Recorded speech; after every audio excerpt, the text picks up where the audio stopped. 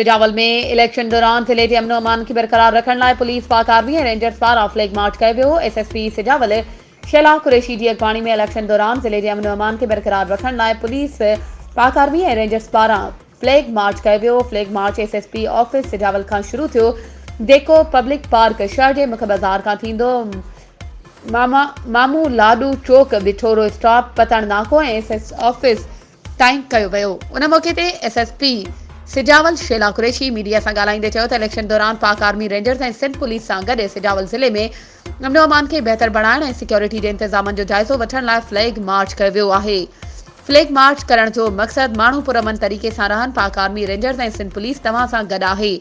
समूरे ज़िले में 1,500 नफ़री लॻाई वई आहे, जंहिंमें पुलिस एहलकार, पाक आर्मी ऐं रेंजर्स शामिल आहिनि, जॾहिं त असास पोलिंग स्टेशनुनि जो तइदादु 8 आहे।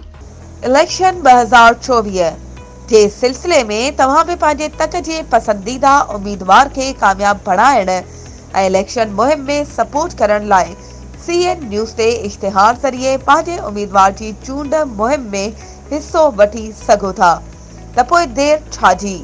हाणे असां सां राब्तो करियो ऐं पंहिंजे इश्तिहार CN न्यूज़ नेटवर्क ते बुक करायो।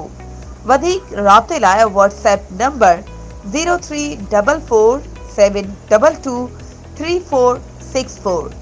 तेज़ तरीन news network CN news plus.